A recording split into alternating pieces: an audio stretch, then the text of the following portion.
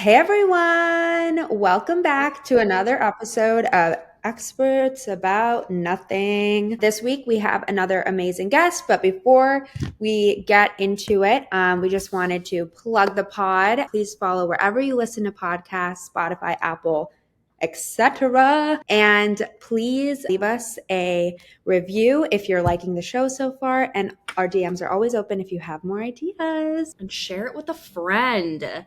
Maybe Share it with a share it friend. with a foe. Share it with an enemy. Share it with an enemy even. Okay, well, we have such a special episode for you guys today.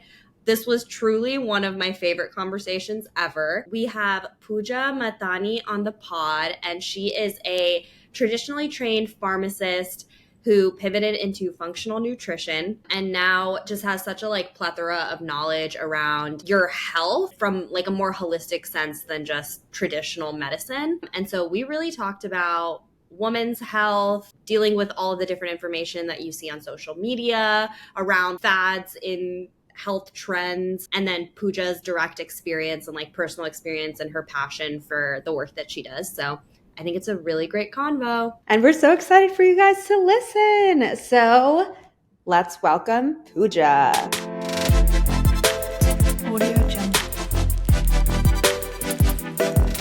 Pooja, welcome to the podcast. We're so excited to have you. We have so many questions, and I think this is going to be such a relevant episode for anybody, but especially young females, because we're going to be talking about health and nutrition, kind of your journey getting into that profession. So I'm so excited. I'm a hypochondriac, so I have so many personal I questions. was just going to say, this is Priya's most This is my dream. anticipated episode. Okay, well, I am ready. Fire away.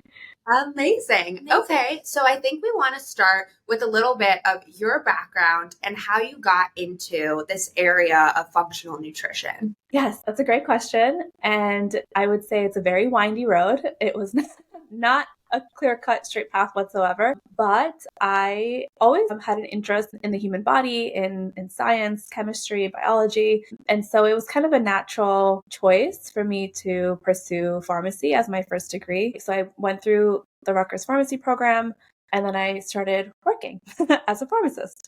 I actually had a unique opportunity. I didn't go straight into some of the more traditional roles that you think of as pharmacy.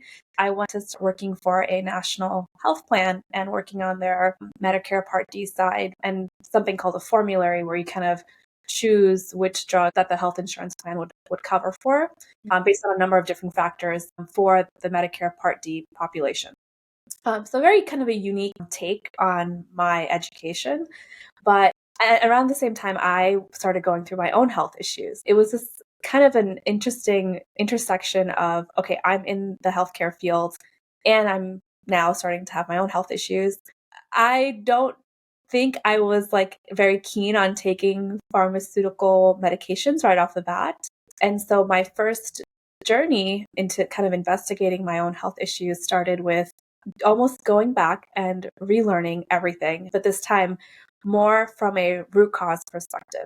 So I went through a couple doctors, and then I was diagnosed with PCOS, with some thyroid imbalance, some gut issues. Won't get into the specifics, but that was kind of a lot of hormonal imbalances. And I also had fatty liver disease, which at that time I didn't know there was a connection between all of these things, right? I just thought, okay, these are all separate diagnoses. And so once I received those diagnoses, I did follow their sort of templated recommendations or their suggestions or their prescriptions for a period of time. But I think in the back of my mind, I kept, again, questioning, is this really it? I feel like I'm surviving, but I'm not thriving. And I wanted to get to a point where I really felt like my old self again. I didn't have any of these issues before college, right? So I wanted to just really understand what was going on. So that's when my own self education started, is what I kind of alluded to before. So I started learning about nutrition just because I had a feeling maybe I'm not eating the right foods, or maybe I'm not eating enough of the right foods. So it was really my own natural curiosity that led to this. So then I started experimenting. I started adding in more protein. I remember cutting out more carbohydrates and playing around with gluten-free. And it wasn't as popular or as well known as it is today. Even though this was literally 8 to 10 years ago, it just wasn't a big thing back then. Yeah.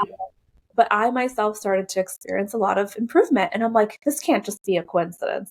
Because I was like my own guinea pig, right? I started to feel a lot better. I started to just naturally feel like I had more energy, that even my blood work came out a lot better than months prior. So I'm like, okay, I'm onto something here. I feel like I'm on the right track. And I felt like this desire to go back, get my master's in nutrition. And that kind of then set off this domino effect of learning more about nutrition, led me to functional medicine naturally, because that's like kind of a core umbrella of functional medicine is, what you eat. And so that was just an evolution. One thing led to another in my training. I ended up working for a few different functional medicine practices, started consulting with patients around their diet and lifestyle. I opened up my own practice at one point, working primarily with women who had hormonal imbalances, right? GI issues, autoimmune conditions. A lot of our chronic illnesses today are due to lifestyle, and they can be reversed if we take the right steps with our diet and our lifestyle, and if we incorporate some really targeted supplements to help kind of change your biochemistry without you needing to jump straight into pharmaceuticals. So if that's something that you're kind of uneasy about, and that's an area that you don't necessarily want to jump and dive into right away, I just want to let everyone that's listening to this episode know that there's so much that we can do from a diet and lifestyle perspective. And there's a lot of answers out there now than there were, again, 5 to 10 years ago. So just looking up, Google is both good and bad, right? It gives you that base level understanding, like, okay, there is a lot that I can do, right, before I choose to take prescription medication. Sometimes that direction or the recommendations that if you're reading online or if you're following people online on social media, that can be a little bit overwhelming. But I think it's reassuring in knowing that there is another option out there before you choose to jump into prescription. So I'll pause here. That was a long-winded journey. I feel like that's such a comprehensive background of where you are today and kind of how you got there, especially I think for women, experiencing health issues feels really weird because sometimes you're like, oh, am I just supposed to feel like this all the time? Just a little bit below par. And I think it's really amazing that you were like, no, I think I want to thrive, not, be in this routine of always kind of not feeling 100%. Because I think a lot of people relate to that. I know I definitely do. And I also think it's really cool that you started off with a pharmaceutical background and then moved into wanting to understand more about nutrition. Sometimes it feels like those two areas conflict a little bit. Yeah, you either need to subscribe to just doing a functional nutrition based program. Yeah. Or just you're taking medicines immediately. And I think it's cool to have both schools of thought and maybe triage it with that full context. Yeah. And I will say that a lot of clients or patients that I've worked with now kind of come to me because of that. They understand, okay, you get the medication piece of it, the conventional medicine piece of it, but you're also bringing in this different perspective on integrative and functional medicine, on nutrition. And maybe there's a way to marry the two, right? And sometimes I may suggest I want you to work with your primary care doctor or the specialist to get you on the right medication until we can sort out all the details on the diet and nutrition and supplement lifestyle piece of things, because that is the long-term play, right? That's not going to kick in maybe right away. That's going to take weeks to several months to see a benefit, versus prescription medication can start to effectively work within a few days to a few weeks time. And so sometimes I may say, I still want you to pursue this if you're kind of having this internal debate. It is the right call if you're just really not feeling well and you want to start living your life again. I will say, yeah, go ahead, work with your doctor. And then in the meantime, we're going to start running some more comprehensive testing. We're going to kind of uncover what is the root cause of what's driving these symptoms for you. And then maybe within 6 months' time, you can go back to your doctor and say, okay, now I think I'm ready to start tapering off of this medication. So it can have both approaches working simultaneously. It really depends on what you feel most comfortable with. That's great to hear, honestly. Yeah. There's not just one approach to, feeling better and feeling like you are thriving and in that really positive mental headspace as well. And I think that's also something really important to call out. It's not just one or the other. I feel like sometimes medication can like start you off on the right path, but really the nutrition and the lifestyle portion is what keeps you there long term. So I definitely do love that approach that you have, especially with your background. And it's amazing that after so much schooling, even just to get the pharmacy degree, then you also personally had a passion and like affinity towards the nutrition portion and also got another degree there. So that is amazing. And another point about how generally we are told to be on specific paths and then not necessarily stray from it, but it's amazing that you found that personal passion and connection towards it and explored it on your own timeline, which I love. And I'll just add to that. So that's why I say that it was a bit of a windy road when I first said that, because that decision to make the leap from my first career to then moving into this sort of world that was a lot more unknown. It doesn't have a clear-cut path. It doesn't have, job opportunities lined up where other professions may. You kind of follow this templated structure, right, all your life. And then for me to venture into this unknown, it was a massive risk. It was not without a lot of deliberation and reflection, and even financially, right? It's like losing a big income. So there were a lot of tough decisions that were made. But looking back now, that decision to leave my pharmacy profession behind and pursue this was now 7 years ago, 6-7 years ago. And I have not really looked back since. That doesn't mean that this world hasn't come with, professionally speaking, that it hasn't come with challenges. It certainly has. But in terms of like personal fulfillment, it's just been so like fulfilling. I can't even begin to explain. So I feel like if there's anyone listening who has this internal debate of should I not, I think you should always lead with your heart. And that will come with sacrifices, that will come with challenges. But if that's truly where you want to be and what you want to do, then will meets way. You will find a way, right?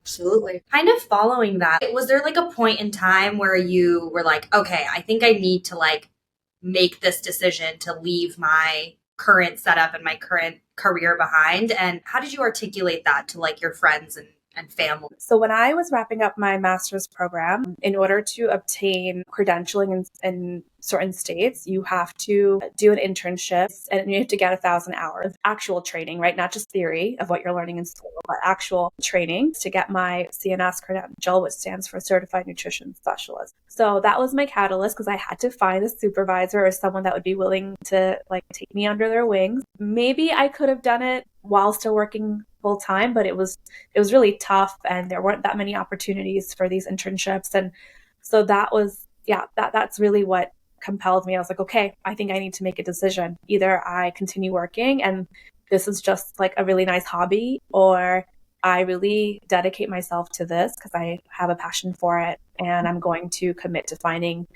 a mentor or a supervisor who's going to allow me to get those 1,000 hours, and I'm really going to pursue this as a career. And then in terms of friends and family, I think everyone was like more or less supportive in this. It was hard for me to articulate though, like what I was going to do with this degree after the fact, or even after I got my 1,000 hours. It's now becoming more and more and more common to come across like a functional nutritionist on social media or online. This entire space has it's been like on a rocket ship journey. I feel like it's really exploded. But back then, like I said, it just wasn't that popular. And so because I couldn't articulate what I was going to do with this after the fact, it was somewhat tough for me to like convey that to my parents, for example. Yeah. That's a tough one when they're like, wait a minute, you worked so hard to get to this, and now you want to make this major detour. So that was a bit of a tension point. I think I ultimately just said, this is my decision. I really feel like in my soul, like this is the right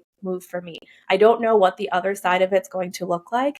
But like at that point, I had just gotten married and we were living in California, and there were a lot of decisions that were being made now. Of course, I took their advice into consideration, but I think ultimately for me, I just had to make this really bold decision and have this bold conversation with my family and say, I'm pursuing this.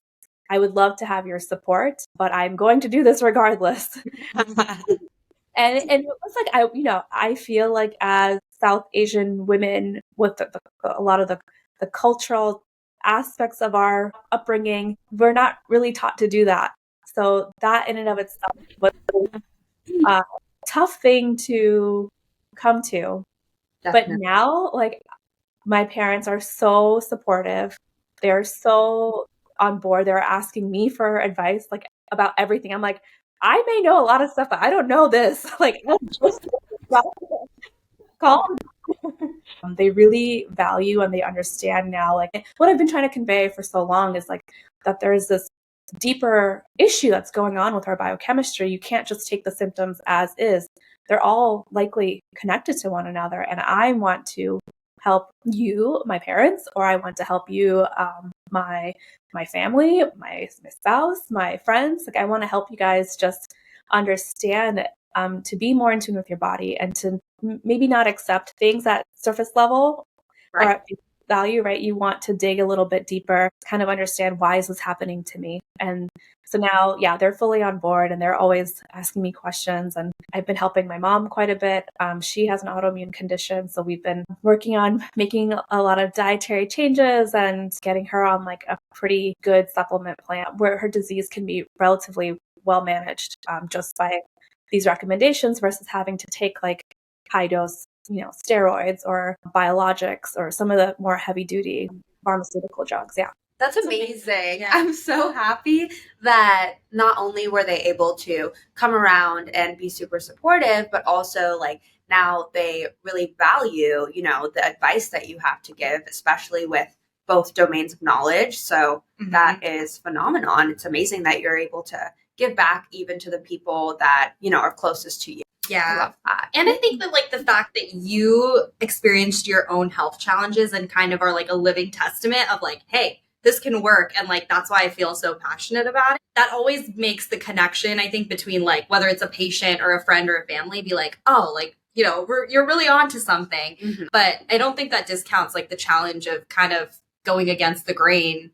Yeah. Also, like years before this was kind of a mainstream thing to be like, hey, I think this is what I want to do. I completely agree. Like as like South Asian women, there's not that many examples like that we got to see of people doing that. So I think that is like a huge thing that took a lot of courage. Okay, cool. So kind of just diving a little bit into like what encompasses functional nutrition. Could you just talk about like what is the, breadth of this practice and how it maybe differs to like traditional nutrition or traditional medicine a little bit more? Oh, that is a great question. So I would say that traditional nutrition has a lot to do with, let's say I use weight loss as an example. It's always a big topic, right? But traditional nutrition, from a weight loss perspective, it's kind of the notion of calories in, calories out, following a certain macro composition plan.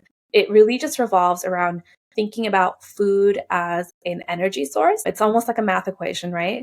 If this is how much you're used to eating, I want you to subtract that by like 200 calories, and I want you to start on an intensive exercise program. And then because naturally there is this energy deficit, because now you're working out more and you're eating a little bit less, your body should naturally help you lose weight, right? That's kind of what we've all been kind of conditioned to understand in terms of weight loss. But when it comes to functional nutrition, I would say that it adds in a lot more of that complexity. It brings back the biology into that equation. It's saying, okay, that is one facet of weight loss. I'm not discounting it. That is an effective means for many people. And it certainly is a part of what I recommend to my clients as well. But that's not the whole story, because I also want to understand, how are your hormones operating? Do you have something known as insulin resistance? Insulin resistance, where if your blood sugar is a little too high, or if your body's having a hard time using that glucose as energy, then you will gain weight that way, right? So insulin resistance is probably one of the most overlooked reasons as to why someone may be unable to lose weight. They're doing the whole caloric thing, but if they're not able to succeed, likely there's a blood sugar imbalance that's going on under the hood that I want to be able to explore a little bit more. Beyond that, I'm also looking at how well your thyroid is functioning. There are a lot of cases of what we call subclinical hypothyroidism, where your TSH, which is the main marker for thyroid, it's not high enough for when you go to an endocrinologist. It's not high enough for them to say, okay, I'm going to diagnose you with hypothyroidism. It's kind of like in that gray area, somewhere between optimal and what that diagnosis or marker number is, which is typically 4.5 to 5 is in the conventional setting, is where they'll say, okay, now you're kind of quote unquote officially diagnosed with this condition.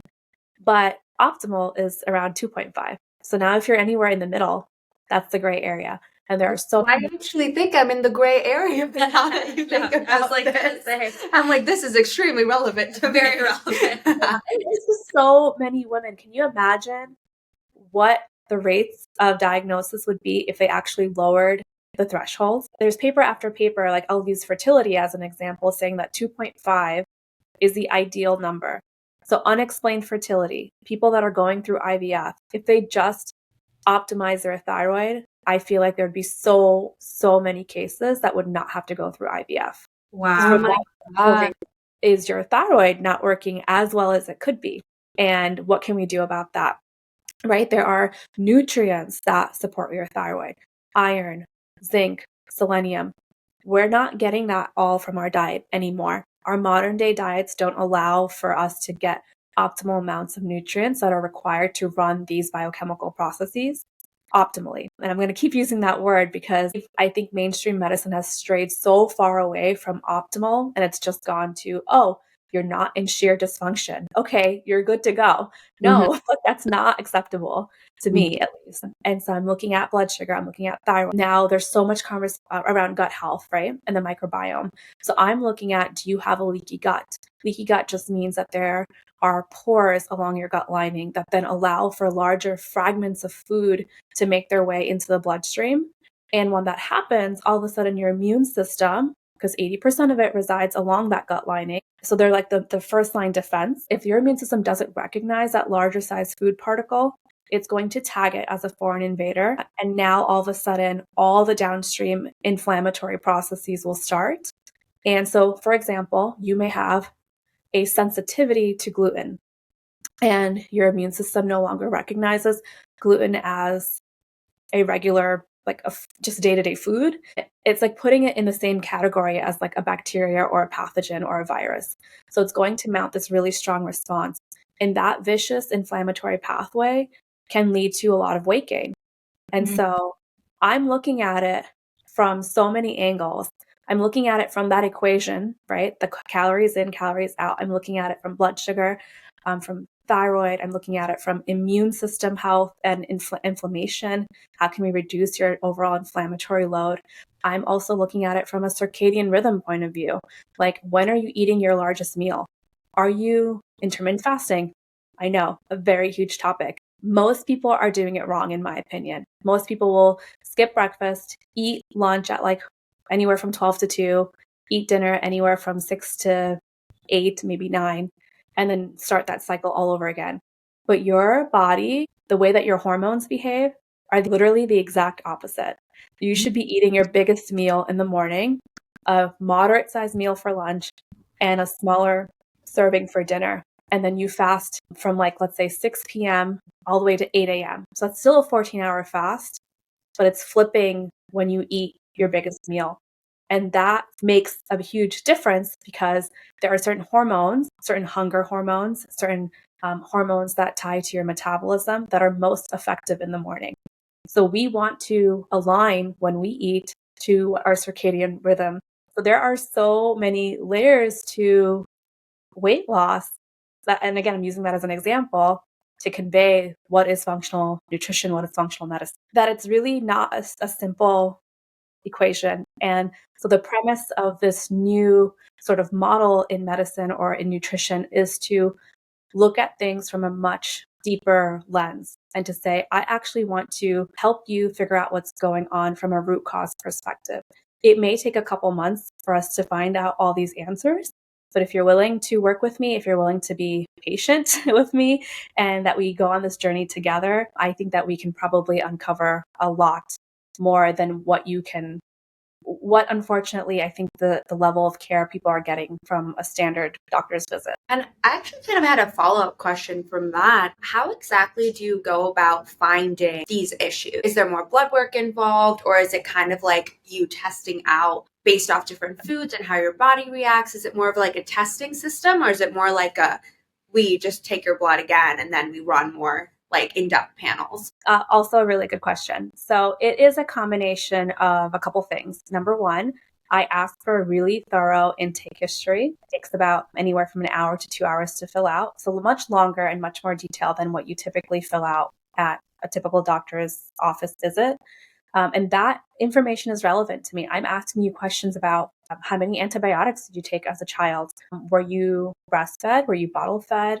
There's no shame in any approach, but it just helps me understand the state of your microbiome, for example. What medications or supplements are you already taking? So then I understand how to interpret your blood work a little bit better. So there's just a lot of questions around your history, your childhood and upbringing, around things that maybe you've done in the past that have worked versus not worked. So I asked for that detailed intake form, which again, I extract a lot of information from. I can kind of piece together a rough plan just based on that many times. Of course, like I'm thinking about your genetics and your ethnicity because that makes a difference too. So once I have that detailed intake form, I can kind of map out what the plan should look like going forward. I can prioritize what is the most important next step.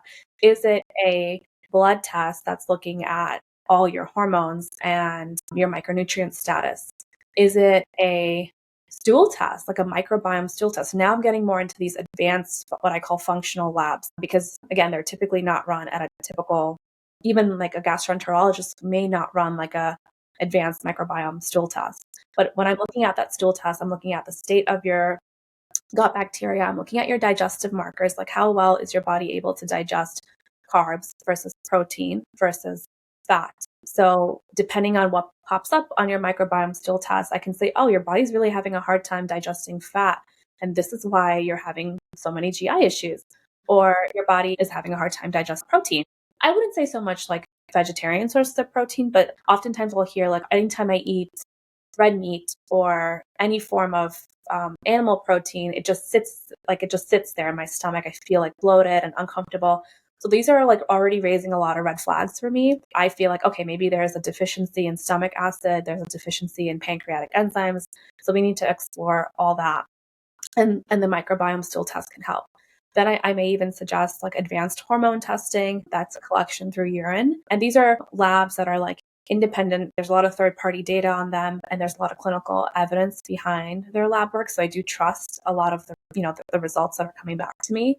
But I take it as a stepwise approach. I'm not going to ask my patient or client to run all 3 or 4 tests all at once. If someone is coming to me with primarily GI issues, then of course I'm going to lean more towards that microbiome stool test. I'm going to think potentially about running a food sensitivity panel, versus if someone's primary concern is like infertility, then I'm going to take a very different approach. I'm going to look at thyroid, like I mentioned, blood sugar. I'm going to look at what's called a Dutch, which is that advanced hormone panel through urine. So it really depends on what that person's goals are as it relates to their health. And then I extract a lot of that detail from their intake form. And then we use objective data coming from their lab results to then make a really robust plan for them. Wow. Like just hearing how detailed and like in-depth your process is makes me literally kind of emotional because I feel like, I don't know, like I've experienced personally, and I obviously have access to really amazing medical care and I'm in like a really good position, but like, especially with things like weight loss and fatigue and like kind of these chronic issues, society can label you as being like, oh, you're just not taking care of yourself, or like, you're probably eating bad, you're not working out. Like that's like, those are the reasons why you have an issue that you're experiencing that could be linked to like so many different things, and probably not just one thing. Like it's like a complex array of things that need to be identified to really like make the changes that you want. And like, I don't know, like it just is like overwhelming to think about how so many people, especially women, like experience that a lot, like day in and day out. And the fact that there is a whole practice like what you have that can really help you in a way that's so much more constructive, understanding that this is not like I'm going to like give you an Advil and you'll be fine. Like that's not the approach here, but like could make such a lasting impact on your life. I think it's just like amazing that that exists. And I wish it existed so much more like broadly. Yeah. And this profession was talked about so much more, you know? Yeah. Yeah, well, I will say that this is very much in its infancy. Like, I'll say that when I started venturing into this space, I don't think anyone knew about it. And now 10 years later, I would say that it's now its infancy phase. Like, there are more and more people that have at least heard of the term functional medicine. Yeah. And this is just like accelerating now at like a lightning speed. In the next 5, 10, 15, 20 years, I think this is going to look so different than it is today. My goal as being a provider or someone in this space is to be able to make these services more accessible to more people. I would say right now, cost is probably the biggest barrier to entry because it's not covered by insurance, right? And that's why I think it'll be about 20 years before this model gets fully accepted, because insurance companies need to have a lot of data before they are willing to offer reimbursement for a particular service. Right. So as this field is growing and evolving and there's more and more kind of data that they can lean into and say, oh, you know what? This method is really working. Wow. If I cover a functional medicine service that can help this individual with their unexplained infertility, that will actually save me from an insurer's point of view a lot more money versus them down the line having to go and seek IVF. And so it's just a matter of time. But I'm convinced it will happen. Yeah, I mean, that We hope so. Oh my god. hearing you say that makes me a lot more optimistic because I'm like, yeah, this needs to be, you know, like the standard. It needs to, I don't know, like I feel like this really needs to be talked about more, and we don't have to be living with like chronic issues that kind of mess with you mentally. And I think that's kind of like leading us into our next question. I feel like mental health is talked about a lot, physical health is talked about a lot, but a lot of times both of these are talked about in like silos. And there's very different treatment plans for both sets of issues when maybe like I feel like a functional medicine approach is kind of linking some of those symptoms together and being like, okay, maybe there's something underlying going on. What have you found to be the pattern that you see between those two sets of symptoms within functional nutrition? Yeah, so from our perspective, I would say that mental health is physical health. There is no other way around that. I mean, your brain is very much attached to your body. Yep. And I know that there, at this point in time, there is such a silo, like mental health is a separate topic from physical health. But as more and more people learn and hear about the term leaky gut or intestinal permeability or these pores along your gut lining, that same phenomenon happens along the blood-brain barrier. You can have a leaky brain, and that in turn can cause a lot of inflammation. It can cause oxidative stress. It can cause just a lot of what we call dysfunction in the brain, and that can lead to downstream disease, right? So this dysfunction stage happens for 5 to 10 years before it leads to disease. And so I would say that they're very much interconnected. And we are looking at it from that physical health point of view. Okay, so if I have someone that comes to me and they're saying, I've had lifelong depression, of course, I'm not, with my licensing and the scope of practice that I do, I would not be able to recommend antidepressant medication. I can certainly refer them to a psychiatrist or their primary care doctor to seek more support if that's the direction that they want to go in. But my first thing is looking at their diet. Standard American diet and depression are intricately linked. I mean, there's paper after paper after paper saying that processed foods are leading this sort of crises in mental health. Nutrient deficiencies, lack of iron, lack of B12, lack of vitamin D. These are all critical nutrients that our brain needs to operate its day-to-day functions. And if it doesn't have it, then it will, again, go down the path of dysfunction. So my take on it is that absolutely, I think that if you are suffering with any form of mental health issues, I think absolutely partner with, maybe it's a psychiatrist, maybe it's your PCP. And then I would say working with a therapist or a social worker, right? I think it's important to have all the key players or your kind of key support system there with you to kind of help you. But I would also say, please, if you have the means and the ability to do so, to find someone who can help you look at this from that root cause perspective.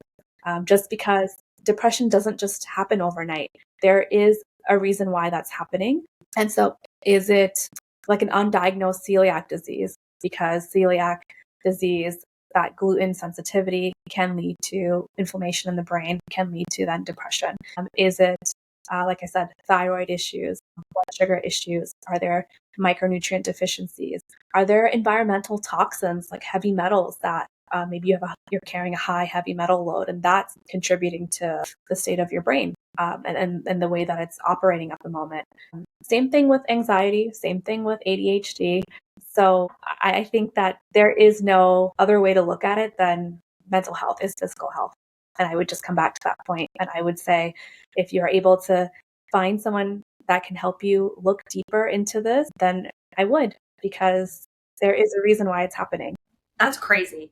I don't know. True. That's also like, so true. Yeah, it's just like you don't really understand that your environment and the things that you consume could literally inflame your brain. Like, I feel like things like that are just not talked about. At least like surfacing that knowledge more and more and being able to like have that context, I think could make you second guess things. I feel like a lot of people don't even do that because you wouldn't think about it. Like, if you're feeling anxious or depressed, usually you're like, I'm going to order fast food. Like, I'm like feeling bad. And like, that's like your first line of defense to like make yourself feel better, when that could actually be like a cause of the symptom itself. It could be contributing to it. Correct. Yeah.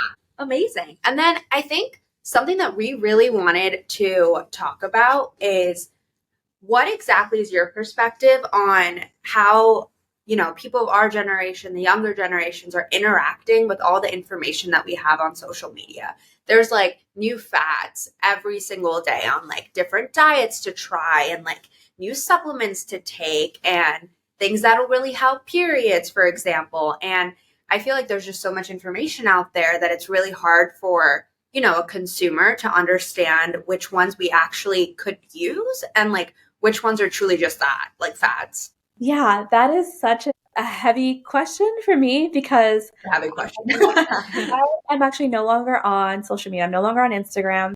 But at one point I was using it quite a bit to like promote my practice but also to educate, right? To just put that knowledge out there. But I felt at one point I questioned myself. I'm like, am I just adding to the noise? Like, how is someone going to be able to filter my recommendation of looking at all these different contributing factors versus, let's say, a traditional RD who's just saying eat less and exercise more? Like, how are they supposed to decide which point of view would agree with them more, or what service they actually genuinely need more of? So I wish I had maybe a really good answer for this. Honestly, I feel like your best bet would be with a functional medicine practitioner. And I'd be happy to send you a link to a directory from the Institute for Functional Medicine, that where if you type in, your zip code or your address, you'll see all the IFMCP certified practitioners in your area. Everything that you see online, there is some degree of truth to it. But the thing is that it may not apply to you. Like, if you're having, let's say, GI issues, you may have already tried a low FODMAP diet, which is a really popular diet for anyone dealing with gut issues. And it may not have helped you.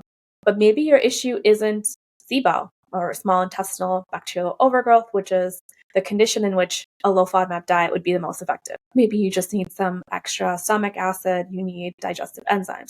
Maybe your issue is that you have a sluggish gallbladder and bile is not coming out of the gallbladder as effectively to help you digest fat. So I wouldn't expect anyone to be able to uncover all that on their own. And that's why I would suggest partnering with a functional medicine practitioner. If you feel like you've done a lot of stuff on your own and you haven't made significant progress, that's when I think it's worthwhile to put in that investment, especially if these symptoms are not just like minor ailments, but if they're like progressively affecting your day-to-day life more and more and more, where you feel like, okay, this is starting to hinder my day-to-day life, is Right. when I would say that's like the best and probably the most critical time to reach out to someone who can help you ignore all the noise online and partner with an expert.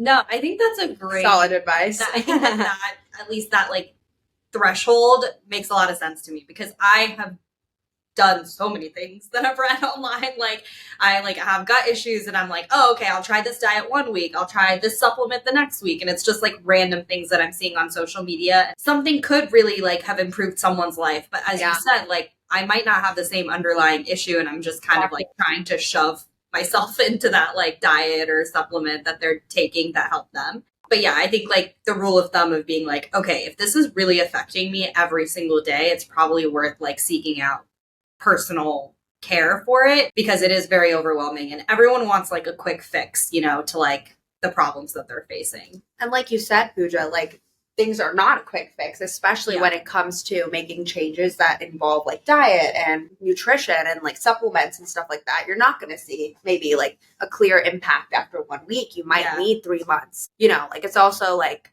our nature and this kind of generation's nature where like we want it now and like we want to see an overnight change, but that's just it's not the quick realistic. Yeah.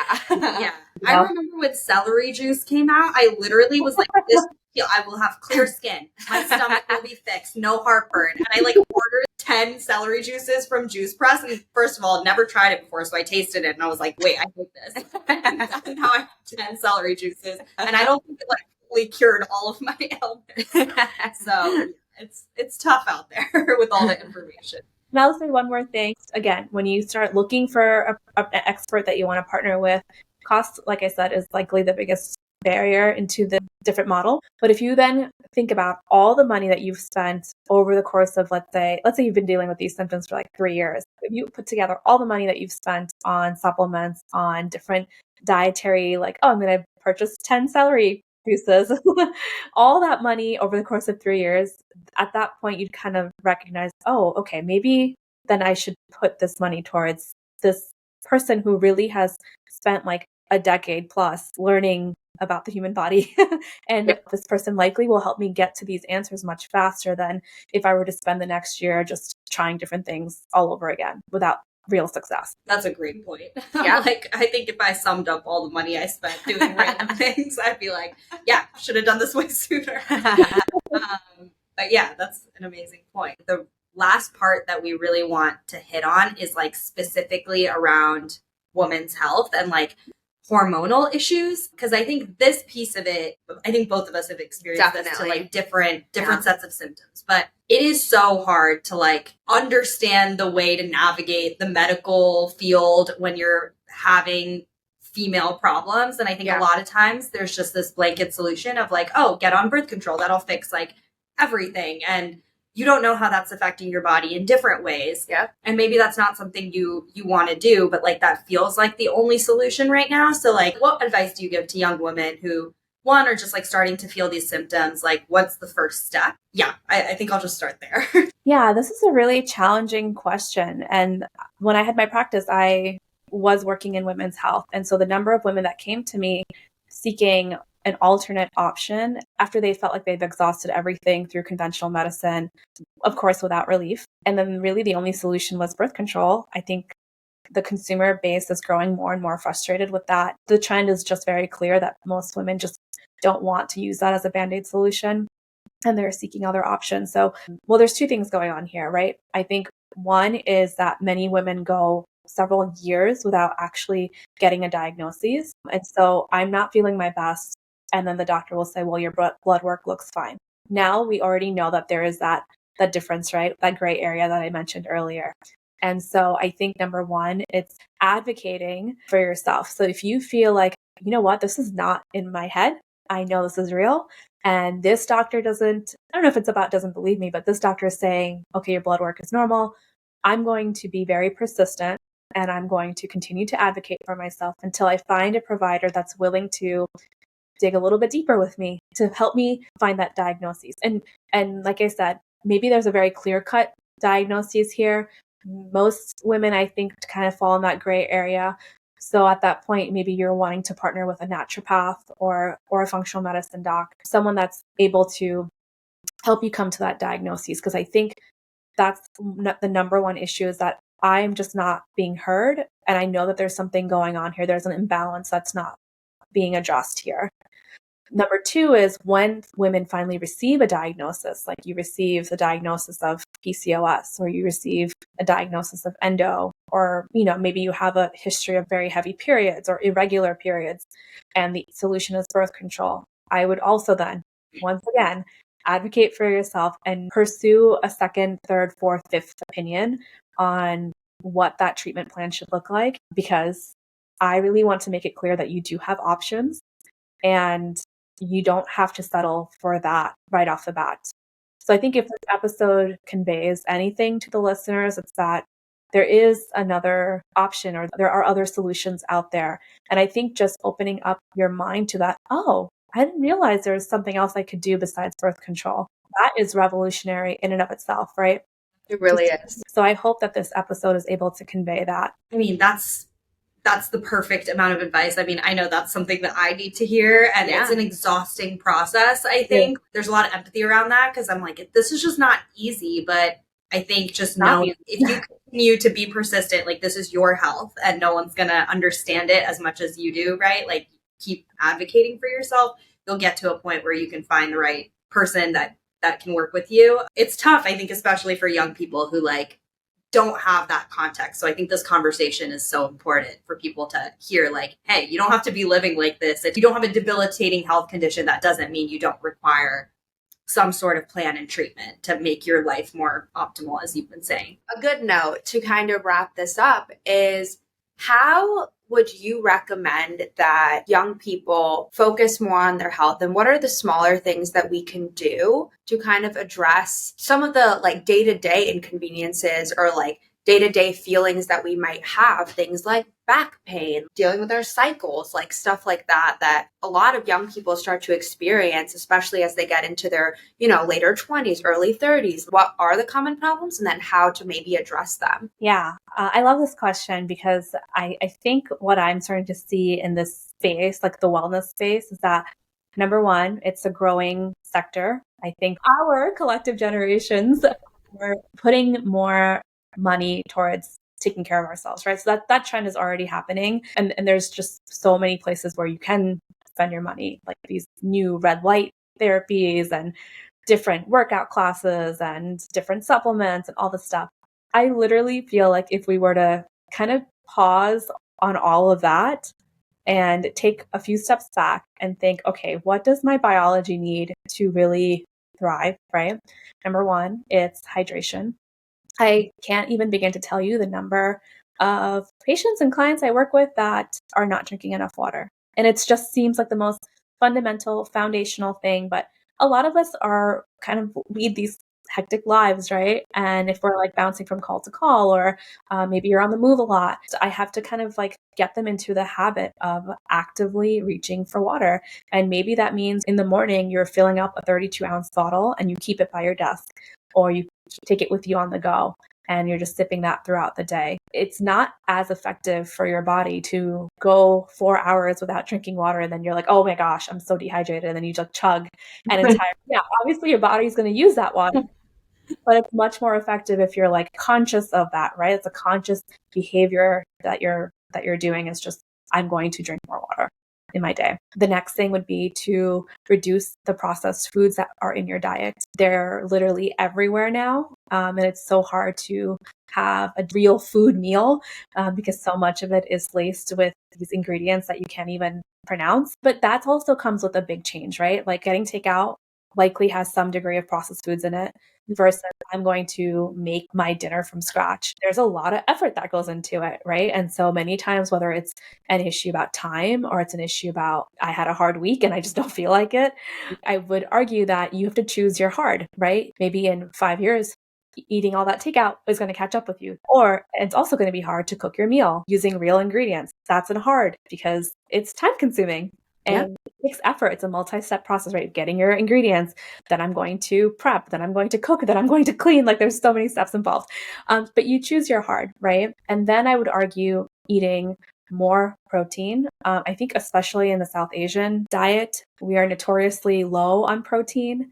And so making sure your meals are balanced with all the right macros, having complex carbs on your plate, about a fourth of your plate being complex carbs, about a fourth of your plate being rich in protein, and then the other half being rich in fiber, so all your non-starchy vegetables. If you did that 3 times a day for breakfast, lunch, and dinner, and you drank enough water, I feel like people would see a night and day difference just with that foundational change.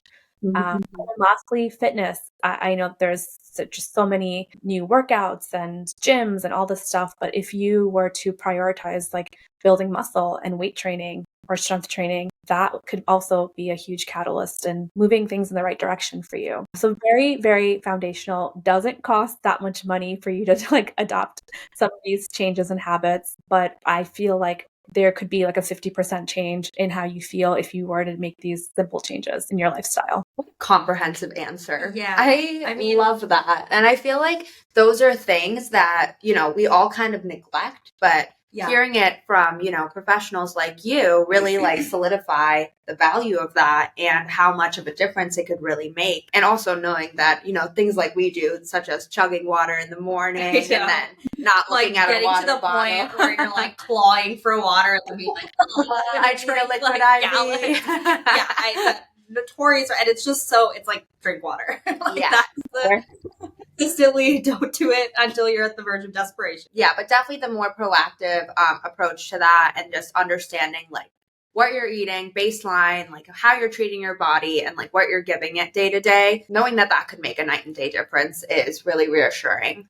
Yeah. Amazing. Thank you so much. I was so insightful. Gained so much from this episode and like feel like, I don't know, just so validated. And like, I think this is a really important conversation for people to hear. So thank you so much for taking the time. It's been my pleasure. Thank you so much for having me on. And if any questions come, you know, any other questions from you ladies or from the listeners, I'd be happy to answer them. Right now, because my Instagram is down, the best way to contact me would be through LinkedIn.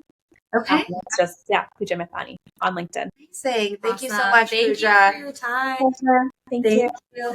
Bye. Yeah.